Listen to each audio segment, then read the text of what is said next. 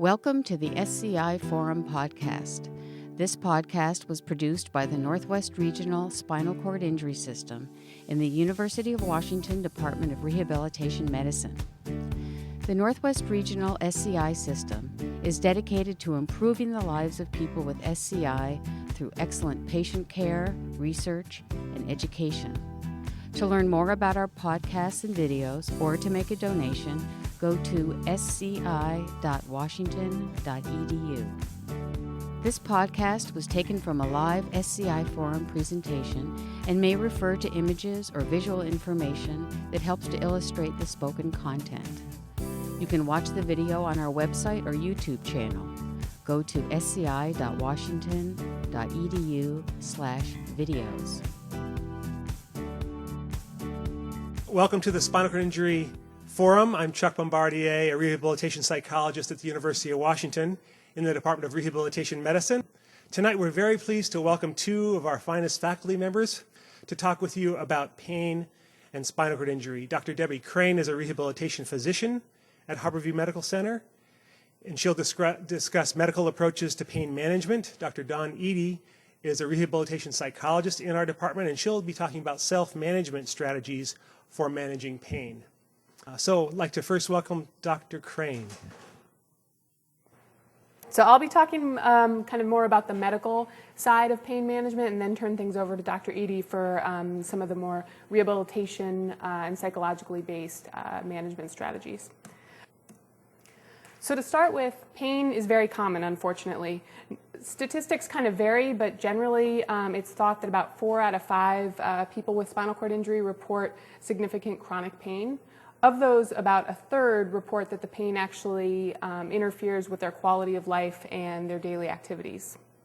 So there's a lot of different types of pain that exist, and I'll review those different types and some of the characteristics that help define those different types. And then I think it's important to remember that function may be limited both by pain, but often a lot of the side effects for some of our different management strategies can limit folks' function as well. So that's always a situation that makes pain management even more challenging. So the way I kind of think about it, and a lot of the different experts on pain management think about it, is that there's basically 3 types of pain for folks with spinal cord injury. One is neuropathic pain. That typically people describe as pins and needles pain, burning pain, stabbing. It's typically, it can typically be at the level of injury, so where your sensation or your strength changes, above the level of injury or below the level of injury. There's not usually a specific trigger that brings on the pain. It's often for folks pretty constant. It may vary a little bit, but it usually is kind of there and doesn't fluctuate all that much. Then there's musculoskeletal pain. That's typically more of a dull or achy pain. It's typically above your level of injury, so the muscles and areas of your body that are innervated normally or have not been affected by your spinal cord injury. And this type of pain is usually affected more with movement, so there's usually specific triggers that can bring this on. And then visceral pain is often described as kind of achy pain. It's often a little bit more vague, particularly if you don't have normal sensation in your abdominal area. So it's often caused by some sort of abdominal irritation. It can be kidney stones, bladder stones, gallstones, a gastrointestinal kind of virus. It's usually hard for folks to really pinpoint. But it can be caused by a lot of different things. The last 2 types, musculoskeletal and visceral pain, here at the bottom, are sometimes referred to as nociceptive pain, and that basically means that the peripheral nerve endings that are intact are actually being irritated by some sort of noxious or irritating stimulus. The neuropathic pain is not so much that way, but the nociceptive is actually receiving true pain signals. So I'll talk a little bit more specifically about each of those different types, and then I'll move on to treatment. So musculoskeletal pain, unfortunately, affects a lot of folks' bodies. So back and neck pain can be very common. It's thought, although some of the research is a little bit contradictory with different studies, but it's thought that poor posture can contribute to back or neck pain. So folks with spinal cord injury will not uncommonly develop scoliosis or what's called kyphosis, which is a little bit of kind of a hunchback. And the data has been a little bit inconsistent, but the thinking basically is that abnormal posture will be uncomfortable over time. The other thing that can sometimes happen is folks will get muscle imbalances. So if your trunk, your kind of abdominal and back area, isn't innervated completely normally and you don't have full strength there, you're not able to use your core muscles to keep your posture upright. So folks will sometimes use kind of their shoulder muscles in a way that they weren't necessarily meant to, and sometimes that muscle imbalance can cause some discomfort. Shoulder pain is super common, and it's often thought that kind of the overuse that folks will do if they're wheelchair users or if they're walking but using a walker or a cane or crutches or that type of thing, they're putting a lot of strain on their upper body that wasn't necessarily kind of what the upper body was designed to do. And over time, people can develop arthritis of their shoulder joints, they can develop rotator cuff tears and different trouble in that way. Elbow pain is another pretty common situation. There's lots of things that can contribute to elbow pain. One thing is that folks, again, if their trunk isn't completely innervated, they'll often be relying on leaning on their elbows to hold themselves upright. So over time, leaning on your elbows can cause a bursitis. You can get arthritis of your elbows over time. And then also something to just kind of keep in mind is all of us have our ulnar nerve, which innervates a lot of our hand, that runs kind of on the inside part of our elbow. And if that gets pinched over time, you could also be developing an ulnar nerve injury. And then wrist and hand pain also can be somewhat common. So a lot of research has shown that folks with spinal cord injury and really all people that use wheelchairs put a lot of strain on their carpal tunnel. So your carpal tunnel is the area on the front part of your wrist where your median nerve runs through. And it's thought that extremes of wrist position, so extension or flexion, will put an additional strain on that area. So carpal tunnel syndrome becomes quite common for folks that use wheelchairs for a long time. So it's important in that way, and you know, this is kind of a broad topic, so I'm not going to cover any one specific thing in complete depth, but it's important to make sure that you're using good biomechanics and you know, all the things that your physical therapists and occupational therapists teach you are really for a reason, to try to keep all your different joints and areas of your body as healthy as possible. So as far as musculoskeletal pain, this is just some of the different options for treatment, and a lot of these things kind of overlap. So physical therapy, and you know, depending on the setting and who your provider is, sometimes occupational therapy as well, can be really important and often kind of overlap pretty significantly with all these different things on this side of the wheel here. So physical therapy, occupational therapists can help design a good exercise program for you. Certainly kind of looking at what your activities are. So if you are in a situation where you're performing 12 transfers a day while you do errands all over town, looking at perhaps there's a way you could kind of consolidate some of your activities and do a few less transfers. You'll be putting some lower amounts of strain on your body. So that can be important. Making sure that your wheelchair, so getting a good wheelchair evaluation, making sure that that's really optimally fit to you. When you think about you're spending your whole day, pretty much all your waking hours, often in a wheelchair, making sure it fits you right, that it's really optimizing your posture and optimizing what your mechanics are with your upper body if you're propelling your chair with your arms is very important. I guess I'll touch on weight control first. I think it's just important, and it's certainly hard for all people, and if you're limited in what kind of activities you can do, it makes it even harder. But the less weight that you're having to haul around, the less strain that you're putting on your upper body. So that's something to just keep in mind as much as possible. Surgery for some folks will be an option. There's been a few different studies looking at the outcomes of surgery for folks who've had rotator cuff injuries, who have spinal cord injury. One study was done by Dr. Goldstein, who some of you may be pretty familiar with. He's been both at Harborview and the VA hospital as well. So that study was pretty small. I think it only involved about 5 patients, and some of them had 2 rotator cuff surgeries. It showed, unfortunately, that the rotator cuff surgery didn't dramatically improve people's symptoms.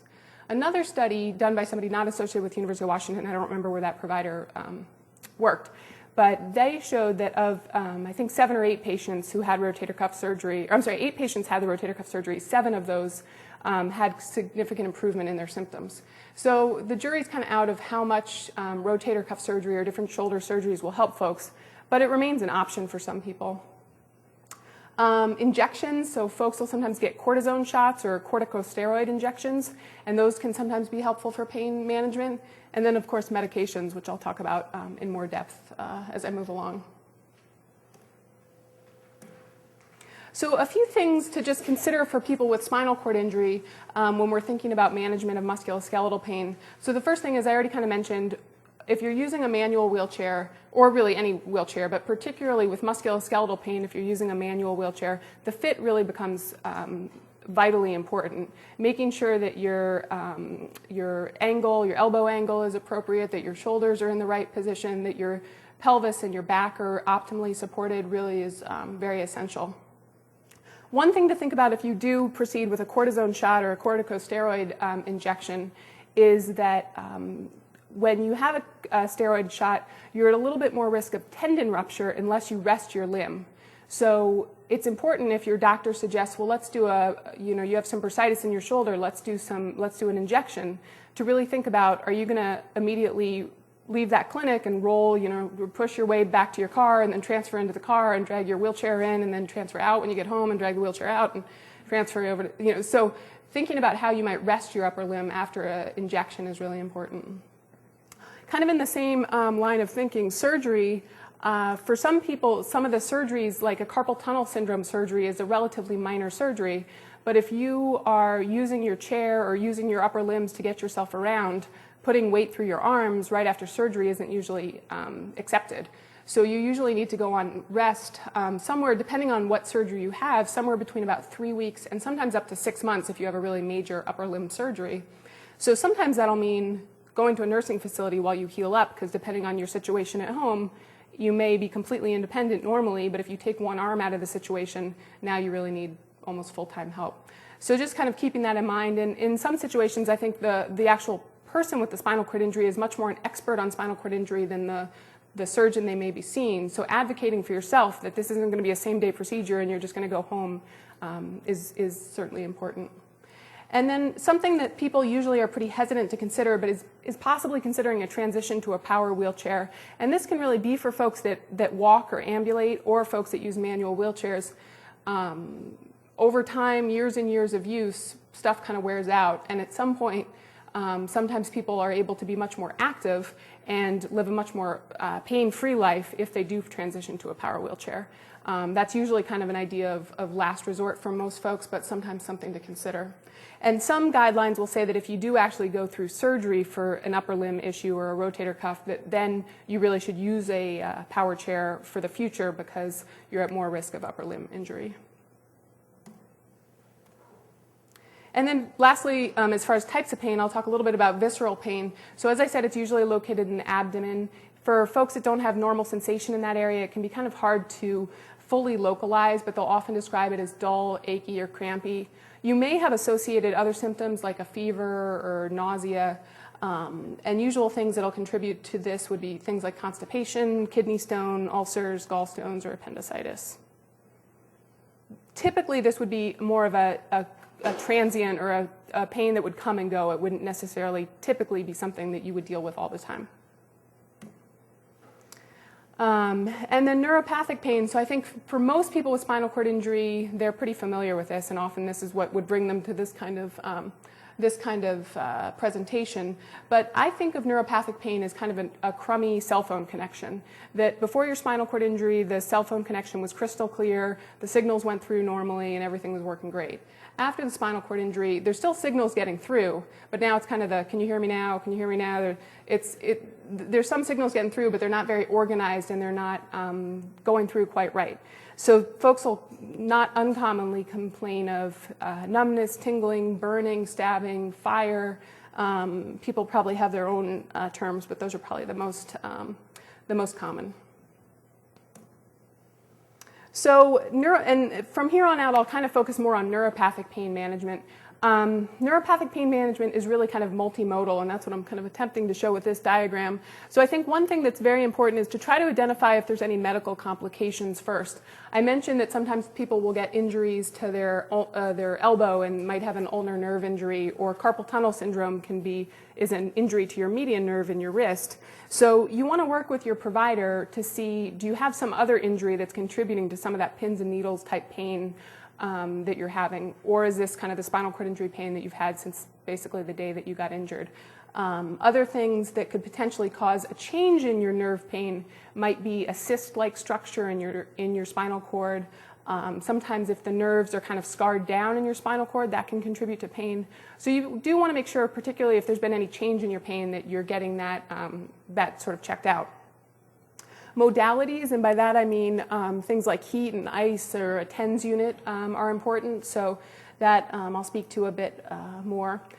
Medications often are kind of the main thing that people will rely on, so I'll go through a lot of different medication options. I'll touch on some different alternative therapies. I'm not an expert in alternative medicine or complementary medicine, but I will touch on a few different things. And then Dr. Edie will primarily talk more about the psychological intervention, so I'll leave that to her. So this is basically the different, and hopefully people can read it on its side, but this is the different major classes of medications that we'll typically use for nerve pain. So acetaminophen is the fancy name for Tylenol. I put that on there particularly because I think sometimes people overlook it. People think, oh, if I can get it over the counter and it's just Tylenol, it can't really be doing much. But in fact, for a lot of people, it can be pretty helpful. The other thing it can really do is it can help some of these other medications work better.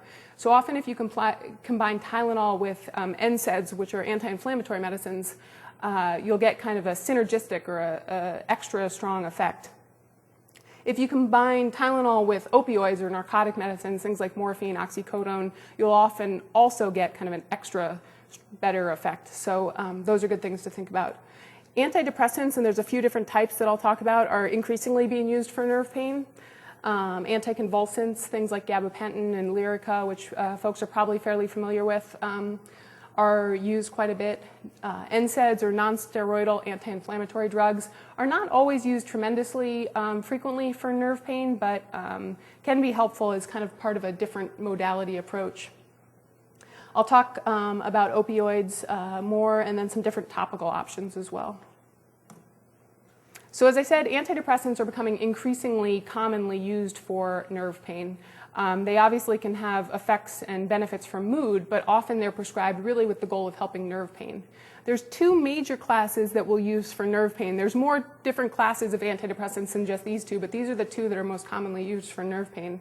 So TCAs, or tricyclic antidepressants, the most common of those that we use for nerve pain are amitriptyline and nortriptyline. Major side effects with those guys are dry mouth, and for some folks it's really pretty intolerable. Other things that'll sometimes happen with the TCAs is constipation, which might be hard to tell if it's really affecting your bowel if you're already dealing with neurogenic bowel, but for some folks it'll just make it extra hard to really get things moving. And urinary retention. So if you're managing your bladder with a catheter, urinary retention isn't that big of a deal. But if you're able to void or urinate to some extent, the TCAs may kind of put you over the edge that you no longer can void or urinate any longer. So for folks that are able to urinate, that sometimes will not work out so well. But otherwise, it's a pretty safe medication and is really very effective for a lot of people. The SNRIs, or they're also known as serotonin norepinephrine reuptake inhibitors, SNRIs, a little easier to remember probably, are a little bit newer, but being used quite a bit and being studied quite a bit as well. So venlafaxine is the generic name, Effexor is the trade name, and then duloxetine, or it's also known as Cymbalta, are two medications in this class. Main side effects potentially are GI or stomach upset or high blood pressure. Usually for somebody with a spinal cord injury, we're not too worried about you getting high blood pressure, but just something to kind of keep in mind. As I go along, all of them I've included, just so hopefully if you're on these medications you can recognize them. I've put the generic name, and then below that I've put the trade name in italics. So anticonvulsants, folks might think, why am I on a seizure medicine? I have a spinal cord injury. There's nothing wrong with my brain. I don't have seizures. So the general thinking is that they tried using some of these medicines initially for seizures with the thought that they kind of quiet down the nerves a little bit. So in that way, they often will help to some extent with nerve pain as well. So I don't think your doctor's misinterpreting what's going on with you and thinks you're having a seizure, but the medications can have different uses. So the older medications are here, the first generation medications. Those include carbamazepine, or what's otherwise known as Tegretol, phenytoin, or also known as Dilantin, and then valproate or Depakote. These can be effective. The main trouble with these, though, is that they require a little bit more monitoring, lab monitoring, than the newer meds. So all of these have different things. Carbamazepine, you want to make sure your blood counts are staying okay. They can sometimes cause pretty profound anemia. Dilantin has a more narrow therapeutic window, so you got to make sure that it's staying in a safe range. But what are used more commonly, not exclusively, but more commonly, are the second generation anticonvulsants. So that includes gabapentin or Neurontin, pregabalin or Lyrica, and then probably a little less commonly, but still used to some extent, is Lamictal or Topamax. Main side effects with these are sedation, and sometimes people kind of describe a sense of fogginess, sometimes a little bit of dizziness. Most of these don't need any monitoring, and other than the side effects of feeling kind of sedated and sometimes a little bit dizzy, they're usually pretty well tolerated. So NSAIDs, also known as non-steroidal anti-inflammatory drugs, these include things over-the-counter medicines like Advil or ibuprofen, naproxen, or what's otherwise known as Aleve. I've just included a few examples here. This is by no means an exhaustive list of all anti-inflammatory medicines, but you may recognize something that you've tried here. With the anti-inflammatory medicines aren't real specific for nerve pain. As their name implies, they're anti-inflammatories, but often if somebody's got really severe pain, trying to approach that pain by managing it with a few different types of medication that'll work in different ways can be helpful. They, as far as side effects, usually pretty mild and pretty well tolerated. The main side effect is sometimes for folks will cause some stomach upset, and if you were to take way too much for too long, you could affect your kidneys, but that would be more of a situation of taking too much for way too long. And then opioids, or narcotic medicines. So I think probably everyone is, or many people at least, have tried these at least in the time, when they first were injured and were probably still in the hospital. My approach, and people have different kind of ways of managing narcotic or opioid medications, but I usually try to mix a long-acting medicine with a short-acting medicine. So the long-acting medicines that we use, and again, these lists aren't exhaustive by any means, but the long-acting medicines that we use most commonly are methadone, morphine, oxycodone, and fentanyl. Morphine is sometimes called MS-Contin, and oxycodone, the long version, is called OxyContin. So the advantage with these medications is most of them last about 8 to 12 hours. So you're taking them 2, maybe 3 times a day. They'll bring your pain level down. It'll stay down for a while. It'll wear off. You'll take another dose. It'll go down. It'll stick around for a while and then wear off.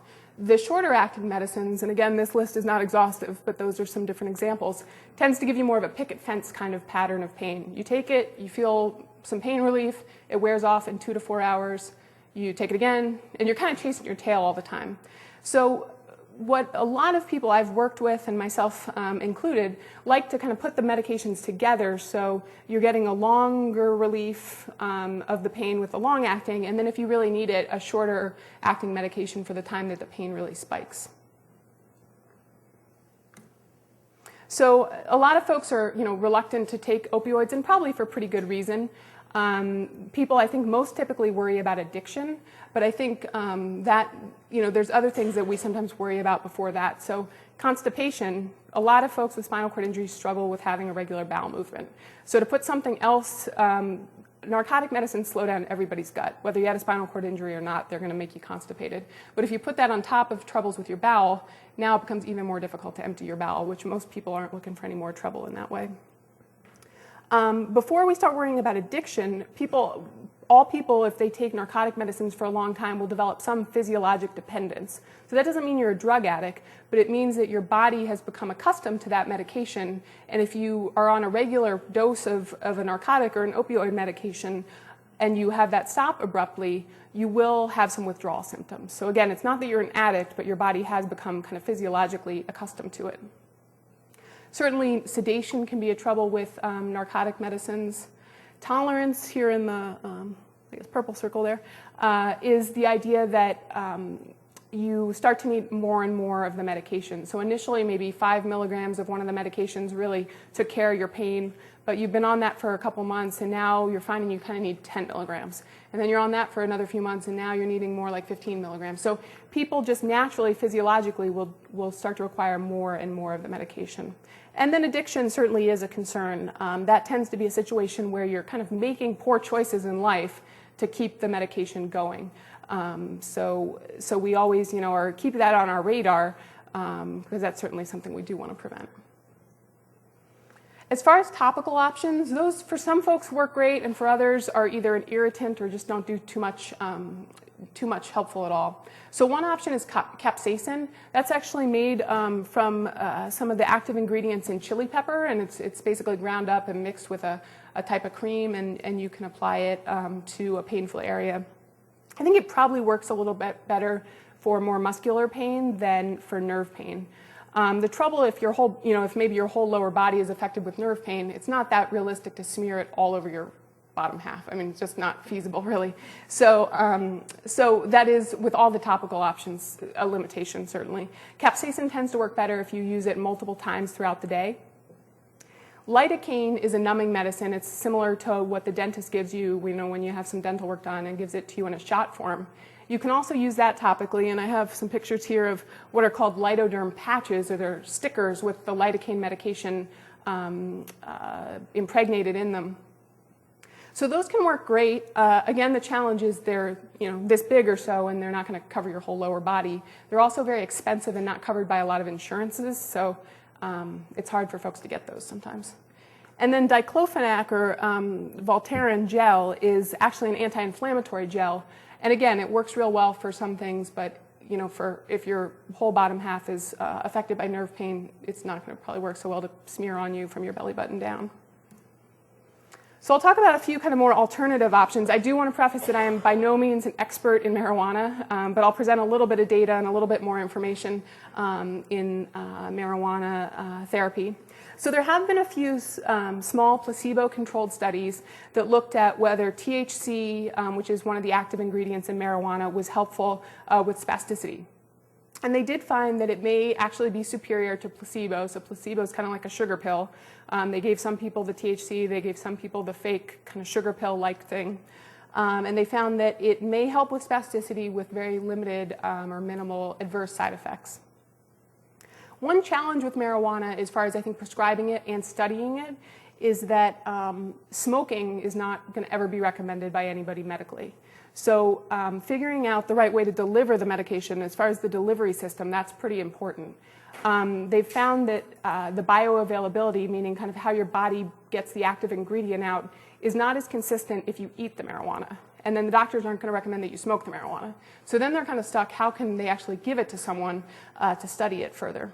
So what they've been working on developing is something called standardized cannabis medicinal extracts, which is sometimes abbreviated CME. And so the CME can be administered as a sublingual spray, so that's an under-the-tongue spray. And it apparently doesn't include the psychoactive aspects of marijuana. So you're not going to get kind of more hallucinogenic sort of experiences with it, but potentially would get some of the other benefits that marijuana may offer. So, and there's lots of studies, and we could spend a couple days talking about every study that's ever been done regarding marijuana. So I'm not going to do that, but I'm going to just highlight a couple things. There was a pilot study that was performed in the UK where they looked at the cannabis medicinal extract. And they didn't just study folks with spinal cord injury. They included people with multiple sclerosis, spinal cord injury, people who had brachial plexopathy, which is a kind of a severe nerve injury in your arm, and then people who had amputations and had nerve pain as a result of that. The people had to have neurogenic type symptoms or nerve-like symptoms that were pretty stable, so the symptoms weren't changing all that much, but they hadn't been very responsive to more traditional treatments. They gave the sublingual THC and CBD as cannabinoids, so they gave this spray that they had concocted under the tongue. And what they basically found was the cannabis medicinal extract may alleviate pain, spasticity, and kind of more the infrequent spasms. And then they actually surprisingly found that it may also improve bladder control. The actual outcomes with that were not real specific, so they just said improved bladder control. It may improve sleep and appetite, which improving appetite is kind of good for some folks and probably not so good for others. And then side effects were hypotension, low blood pressure, or sometimes intoxication symptoms. And in this particular study, if someone was developing a lot of the intoxication symptoms, they stopped it. They excluded the person from moving forward in the study. They were really looking for what sort of more traditional medical outcomes or improvements in those kind of symptoms folks could get. And then just a couple more things here. So surgery for nerve pain is not a real common thing. Times that surgery may be pretty helpful is if you have a pinched nerve, so a pinched nerve in your spine, something kind of like sciatica kind of pain. If you have a peripheral nerve injury, so I mentioned the ulnar nerve at the elbow or carpal tunnel syndrome. If you have the tethered nerve roots, so kind of nerve roots that are stuck in a bunch of scar, the surgeons can potentially relieve that or help free them. Or a syrinx, and a syrinx is a cyst that develops in your spinal cord and can sometimes contribute to pain. So those types of things can be treated reasonably well with surgery. The other things that the data haven't necessarily shown as tremendously helpful, but is sometimes done, something called a dorsal root entry zone, or DREZ lesioning. And that's where they actually kind of cauterize or fry the end of your nerve that goes into your spinal cord that conducts the sensations. So they sort of fry that, and then it wouldn't cause pain. Generally, that's thought that the pain that would be maybe appropriate for is more your at-level injury pain. So if you have paraplegia and you have kind of that ring of fire or something right where your injury level is, it may be helpful. I've talked to a couple friends of mine in Seattle who are pain doctors, and none of them know anybody in Seattle that actually does this procedure. So it's certainly not something that's widespread or widely used. A myelotomy is where the surgeon would actually go in and cut your spinal cord. So most people are optimistic that they'll eventually have a cure for their spinal cord or a spinal cord injury or a treatment. Most people aren't going to probably sign up to get their spinal cord cut in half. But it potentially may relieve some of your pain symptoms. It may cause other problems, but that's a possible thing. And then there's always a lot of research going on with stimulation of the spinal cord and the brain. That would be where a surgeon or an anesthesiologist would put electrodes either on the brain or in the spinal canal and actually kind of give a consistent electrical stimulation to that part of the body. The brain stimulation is not really, at the moment, that feasible to have done anywhere outside of the lab or the operating room. So these are things that are kind of still in development and haven't showed tremendous success as far as treating spinal cord injury pain. So acupuncture is one option. It's considered a neurostimulatory technique. I think most people are kind of familiar with the idea of needles being inserted into various depths in the skin and often into the muscle layer. For some people, anecdotally, it seems to work pretty well. The research hasn't really proved that it's effective. But the one thing about acupuncture is there's really no harm in it other than maybe you've spent some time and maybe some money, but there's not really a negative side effect that it's going to create. So for folks, if they can figure out a way to get it to happen, it's often worth a try. So massage therapy. Massage, interestingly, I was kind of surprised by this as I was kind of putting this talk together. There's been a few survey studies. One was performed, actually a couple were performed at University of Washington. I kind of linked them together here. But back in the 90s mostly, there were some survey studies done here where they looked at what were people doing for pain relief. And the two things that amongst two of the things people were doing most commonly were massage and marijuana use. So I think over 50% of the people surveyed were using massage therapy, and I think somewhere over 30% had used marijuana, and they had found that people were using these the most and finding them the most effective. There was also a more recent Dutch survey study, and they found that massage was used more than almost any other treatment. That included medications and treatments other than medications. And folks in general perceived this as amongst the most effective treatments. So, I mean, it really seems like massage is working well for a lot of folks. For some people, it becomes a challenge to figure out how to pay for it, but the data does seem to suggest that people are trying it and people are finding it effective.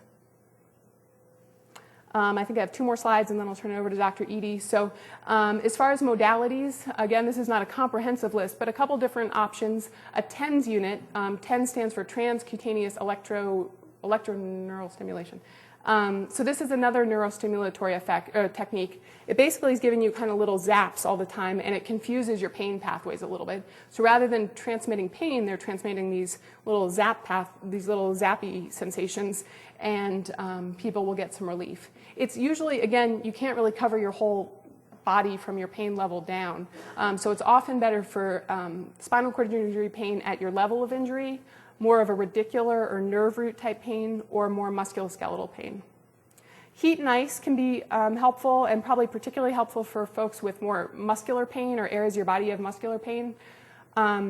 Things to just keep in mind is you don't want to apply heat or ice to areas of your body that you don't feel normally, because I have seen folks who have had big burn injuries from a heating pad or frostbite, so you don't want to apply it to any area of your body that you don't have normal sensation.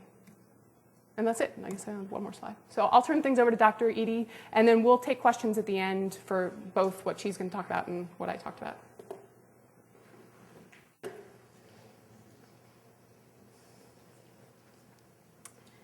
Good evening.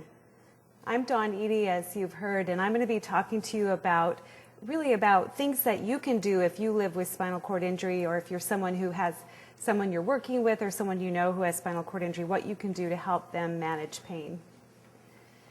But I want to warm you up a bit to my topic by first trying to stimulate a little bit of discussion, because I suspect there are a fair number of experts in here, and by that I mean that I truly think that if you've been living with spinal cord injury and spinal cord injury pain, you probably have a fair amount of, unfortunately, a fair amount of expertise in what you do to manage it. And so wanted to ask you a couple questions, and I want to preface that with letting you know that for purposes of recording, I'm going to repeat or summarize what the questions or the comments are, just so that they're recorded. But my first question is, how do you manage pain for anyone who has pain here? Yeah. Oh, I take a chunk of Tylenol. You take a chunk of Tylenol. So you're not afraid of acetaminophen like Dr. Crane was discussing. That's good. What else do people do? Yeah. Distractive activities. Distractive activities. Fantastic. Can you tell us a bit if you're willing? Something else. So you do something else that occupies you so thoroughly that you're less conscious of the pain. Great. Anyone else use that strategy? Okay. All right. Any other ideas of what people do to manage pain? In the back, the gentleman. Everything you can. Everything you can. Yeah, so it often is kind of a combination, trying different things out. Great, so correct me if I'm wrong, but a variety of things. You said drugs, massage, activity or exercise, and even therapeutic approaches such as ACT, which is acceptance and commitment therapy, and I'm going to talk about that a little bit later on. So it sounds like you found a variety of things helps you out. Yeah, so in combination with other things, but using pleasant thoughts and guided muscle relaxation, which I will talk about a bit more. Well, who do you think is responsible for your pain management? Yeah, who do you think? You are, okay. Who do you're raising your hand? You? You. Who else? I see a fair number of heads nodding. So you think you're all responsible, not Dr. Crane? Great. I'm glad to hear that. You know, I got this slide from a talk on pain management that I have to admit it was based on a study not done in spinal cord injury, but I think it really holds based on my own work and research with people with spinal cord injury that if we look at who manages pain, it's not Dr. Crane, it's not me, it's not Dr. Goldstein or some of the other physicians. I mean, yes, we play a role in that, but it's really about the person living with pain. You are, as I mentioned, you are the expert, and you are also the person who spends the vast majority of time managing pain. By definition, if most pain problems in SCI are what we call chronic. That is, they tend to persist, they tend to be around most of the time. They may come and go some, but they're kind of present in your life. And that means that that the vast majority of your time, you are the one who's managing it and you are therefore the expert on it. And this was based on a study where they looked at, I think it was in arthritis pain, how much time people spent having a healthcare professional such as a physician, that's the yellow slip. Less than 1% of a person who has a pain problem's time is spent having an expert help them out, having them a medical professional help them out. So it's really the day-to-day living with chronic pain is really up to the person living with pain. And so that's why tonight I'm talking about self-management. And what do I mean by self-management? I'm going to give you a really practical definition that I got from somebody by the name of Teresa Brady at the CDC. She's not only a researcher, but someone who lives with chronic pain and has for many years. And she says that self-management simply means what people do on a day-to-day basis to feel better and pursue the life they desire. So, for example, if you like doing this kind of thing, as you see in the slide, what do you need to do to manage your pain so that you can be doing crazy things like that I would never do? How many of you are familiar with the term self-management? Maybe just raise your hand. Have you heard that term, self-management? Or does it kind of make sense, maybe, that you, the self, you're managing it? Well, so what I'm going to focus on tonight then is really talking about what we know about self-management of chronic pain in people with spinal cord injury as well as just chronic pain in general. And we've been doing research now for around 10 to 12 years looking at different ways to help people with SCI self-manage pain because of the fact you play such an important role in that management process. Before I talk about specific strategies, though, I want to really, if there's no other points you go away with tonight, I want to really stress one thing. And that is that self-management really focuses on participation. And by that, I mean that the main question in self-management is not how or why did I get the pain. That's certainly important. I mean, clearly, you've had a spinal cord injury, and there are very good reasons to have your doctors or your healthcare providers work with you on trying to figure out what's going on with your problem. But once that's kind of settled, the really critical question is, what can I do to manage my pain so that I can get on with my life? Because we know that pain really gets in the way of people's lives. And so the whole, one of the main goals of self-management is helping people get back to participating in life, doing the things they want to be doing despite the pain. Now, to do that, one other thing I want to point out is that pain management is not just about medical interventions. Certainly medical and rehab interventions are very important play an important role in managing pain. But research has shown repeatedly for more than 50 years now that pain is much more than just a medical problem. It affects people's lives, it affects social relationships, and that social relationships and kind of how people are feeling emotionally or what people do, their behavior also affects how they manage pain and how they feel pain.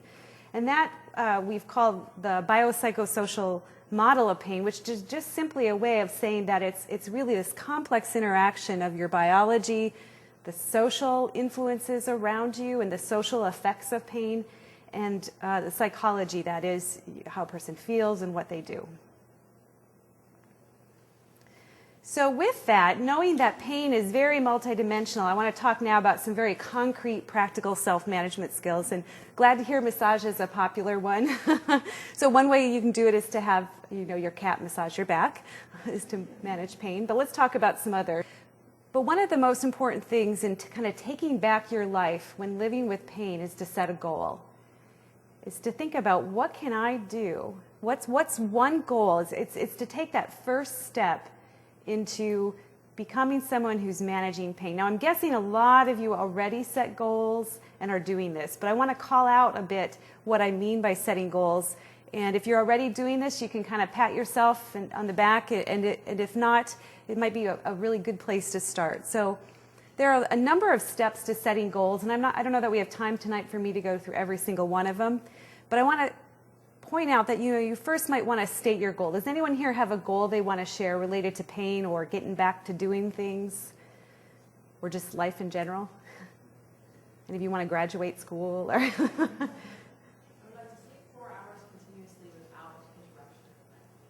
So you'd like to sleep 4 hours continuously without interruption from pain. That's very nice, very specific goal. So the first thing you want to do is say, is this a manageable and realistic goal? If you had said you wanted to, create world peace, would that have been a manageable goal? Probably not, at least today, right? But you have a nice, concrete, manageable, and realistic goal. So you will ask yourself, is it this? If not, try to turn it into something more manageable. How confident are you that you can actually reach your goal of sleeping 4 hours without interruption on a 0, which is no confidence at all, to 10, totally confident? I'm going to put you on the spot here. How confident are you can reach your goal? A 5. Okay, what would it take to get you from a 5 to a 6, do you think? Good positioning in your bed so you can stay asleep. Okay. Research has shown that if you have a goal but you're only a 6 or lower on the confidence scale, you're probably not going to succeed. So it's really important to set goals where you feel that you have some confidence in your ability to do that goal. Okay, so if your goal is a 0 to 6, your confidence, it means it's probably too hard. You need to change it a bit.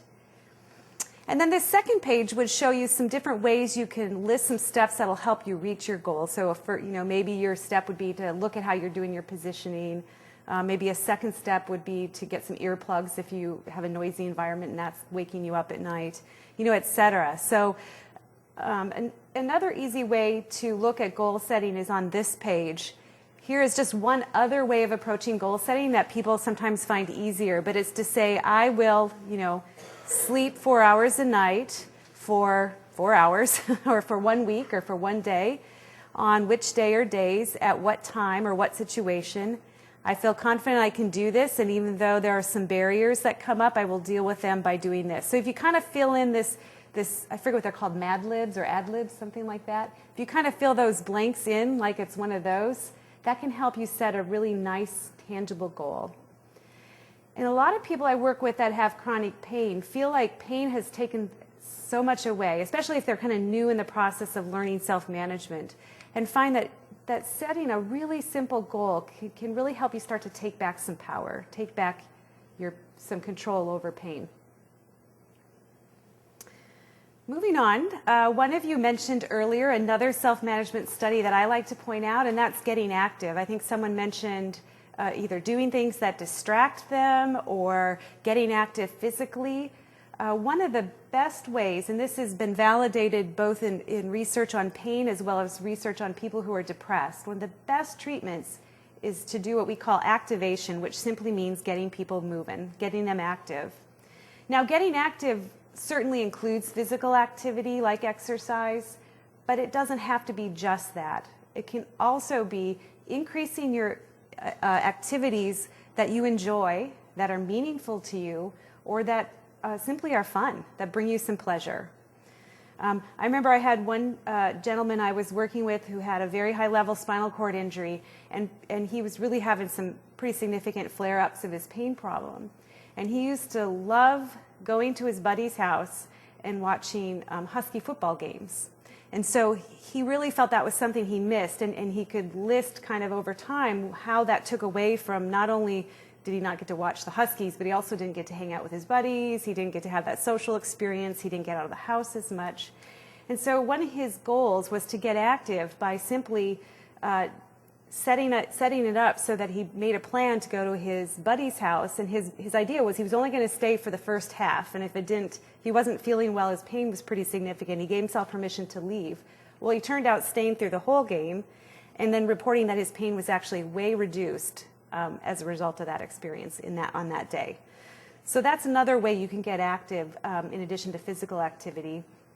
Or finally, increasing your participation in things that are important to you. So in my example of the gentleman who was a Husky fan, it was important to him to, I think, not only support the dogs, but also to actually go spend time with friends. Friendships were a priority for him and something he valued. So if you're having a hard time thinking of how to get active, think about what you value. What's important to you? What would you, what is it that is consistent with who you are as a person and what you like to do. Now, activation is best, or getting active is best if what you choose to do are what we call antidepressant and anti-pain.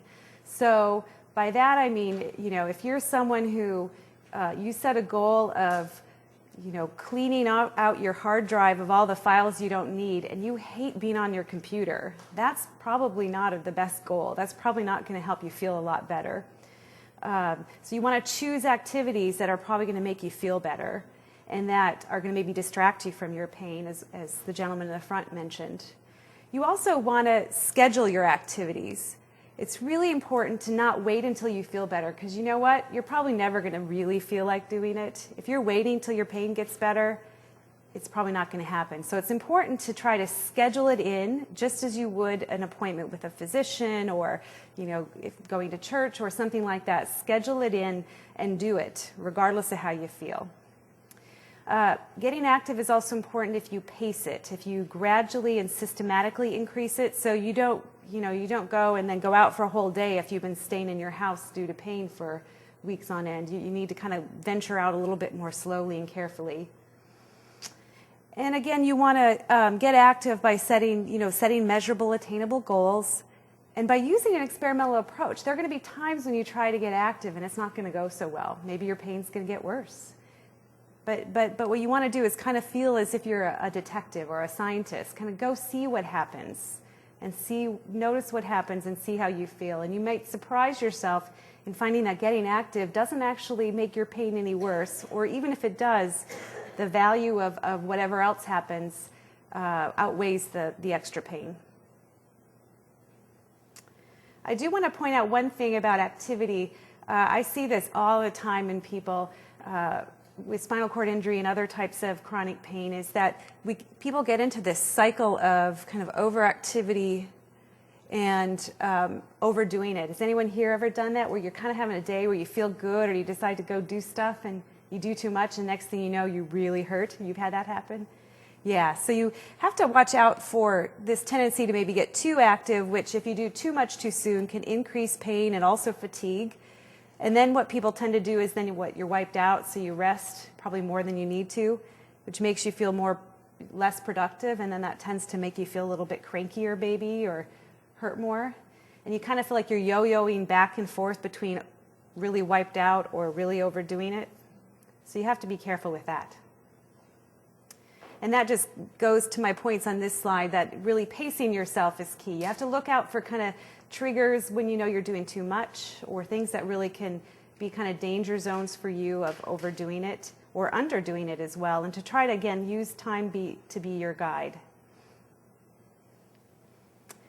Moving on, another self-management skill that there's a fair amount of research behind is something called relaxation skills. And I think one of you had mentioned using progressive muscle relaxation, which is where you kind of systematically go through kind of scanning your body and in the muscles that you can move, kind of tensing them for a few seconds and then releasing them, and that kind of doing that throughout the major muscle groups. That's called progressive muscle relaxation. But also for people who aren't interested in that, or even just want to try something simpler, you can use your breathing as a form of relaxation. And I've done breathing relaxation with people on ventilators before, helping them to kind of count their breaths or use breathing as a way to develop relaxation. But we know that when the brain is in a more relaxed state, the body tends to hurt less. And it's just also helpful for coping. So I can't even begin to go through all the different kinds of relaxation exercises that are available. I'm going to touch on a few of them a little bit more here in a minute. But I want to point out that relaxation can be a very basic but helpful skill, and give you some resources for accessing that if you'd like to learn that. Anyone here use relaxation in any form? So you use breathing and imagery to take yourself to a different place. Does that help your pain? For a while. A little bit. Okay. While I'm in that stage. When you're in that very relaxed stage. Okay. Someone else here does relaxation? You do? Meditation on breath. Meditation on breath. Good. Okay. So practice is key for relaxation, and so even if you only practice for a very short amount of time, it's kind of like exercise or learning a new skill. You have to use it a fair amount in order to benefit from it. And so I often encourage people to practice it even if you're not hurting, or even if you don't think you have the time, doing it for just a short amount of time. You want to really develop it so that it's a habit. That's how it's going to be most useful to you. So you want to use it whether you're stressed or not, whether you're in pain or not. And there's a variety of ways you can learn relaxation skills if you're interested. On this slide, I have 3 different websites where there are free downloadable audio files. I think these are all audio files, and I vetted them. They're all really good relaxation skills that you could try out. There's, many, many different kinds of relaxation skills. Also, there's one on your smartphone. If you have a smartphone or a web-based, there's one, for example, called Breathe to Relax. It's a free app that you can use that'll talk you from, it assumes you're naive, you've never done relaxation. It'll talk you through how to practice breathing relaxation. So that's also a nice way to learn some relaxation skills. And again, free of charge. Now, how many here have tried hypnosis or self-hypnosis? Anyone? Few people have. So hypnosis, or sometimes its more fancy name is hypnotic analgesia, can also be very useful for managing pain. We've had several studies here at the University of Washington by my colleague Mark Jensen and others looking at hypnosis, and we found that about 1/3 of people with spinal cord injury pain actually report that hypnosis is very helpful in reducing pain and its effects on people. About another 1/3 say it helps some, and another 1/3 it doesn't really help very much at all. So it's hard to know if you're going to be someone who benefits from it or not unless you give it a try. And by hypnosis, it's really just a state of focused attention and relaxation, being very present in the here and now, and kind of using imagination in a way that helps you really have this very relaxed state. And then through that, having some suggestions for decreasing unpleasant experiences and increasing comforting or comfortable experiences. Someone also mentioned mindfulness. I think you mentioned you do maybe some mindfulness meditation. That's also very useful. And here is, on this slide, I have a website where you can learn more about it. There's some nice self-help books. There's tons of resources on the web, in the iTunes store, the Droid app stores. And mindfulness is really simply being aware of the present moment consciously. So deliberately trying to be aware in the moment and having a real kind of focus and non-judgmental attitude towards the moment. And so it's a way that people can kind of learn to be more present in their life. And some people find it very relaxing. Some people find it very helpful. I'd be happy to answer questions about it later if you have them. But this is an approach that's being used a lot for people with chronic pain. Just a few more slides. I want to point out that depression and pain often go hand in hand. Not everybody who's depressed has pain. Not everybody who has pain gets depressed.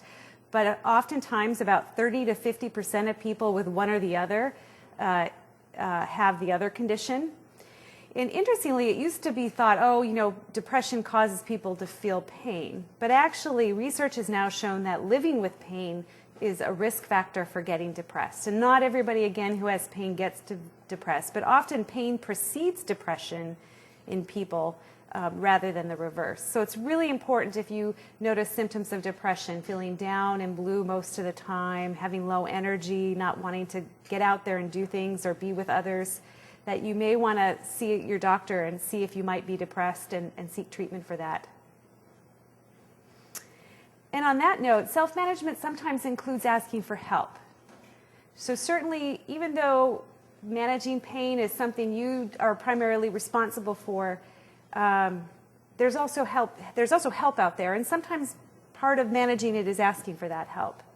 And there are a number of treatments that can be used, oftentimes delivered by a mental health therapist, a psychologist, nurses, occupational therapists, physical therapists as well. A number of these kinds of treatments are available to you But unfortunately, they very rarely do people with spinal cord injury get access to them. So things like cognitive behavioral therapy or CBT for pain, hypnosis, as I mentioned, acceptance and commitment therapy, meditation, yoga, etc. So if you're interested in that, I'd be happy to answer questions about it later. Also in my slides, I have some more information about it that I put in my slides. I won't necessarily go into a lot of detail, but I wanted you to have that information. For example, CBT, it's a type of behavioral or psychotherapy where you help people learn thoughts and coping skills for managing pain that can help people not only reduce their pain, but feel better and do more and function better. So that's just one type. Or someone earlier had talked about acceptance and commitment therapy, which is focused on something called pain acceptance, which people sometimes think, why would I want to accept pain? But it has to do with sometimes when we give up control of something and decide we're not going to try to control something, we actually can have a certain freedom from that. And so pain acceptance has to do with allowing some pain some of the time and just being more kind of aware of it versus fighting with it. And the reason I bring this up is that acceptance and commitment therapy is a kind of a newer therapy for pain that's gotten a lot of, has some science behind it to say it can be very useful. And research has shown that people who can kind of have this acceptance of pain tend to have report less pain intensity, less distress, and that they just aren't as aware of their pain, and that they tend to do better physically and emotionally. So again, I'm not saying I want you to all go home and accept pain. That's not what I mean at all. But it's a type of kind of mindfulness approach to being aware that pain is there, but that it doesn't necessarily have to be something you fight with all the time or that has to kind of rule your life. Lastly, I have a number of pain self-help materials on your slides. These are some books. I have to confess, none of them are written for people with spinal cord injury pain or even people with neurologic pain, but a lot of the research suggests that the strategies in these books are also very helpful for people with spinal cord injury pain. And there's even some online self-management programs. At Stanford, they have a program called Better Choices, Better Health. It's a chronic disease self-management program that addresses a number of chronic conditions, including chronic pain. Again, not specific to SCI, but I think something that could be very useful if you want to learn more of these self-management studies or strategies. And I think that it's free of charge or very low cost. So you can go to that website to check out more. There's also more listed online pain management programs at this address as well. And with that, I'd like to thank you for your time and attention and mention that if you have interest in learning more about pain, the Model Systems website has a ton of great resources. The newsletters have great resources on the topic of pain in spinal cord injury.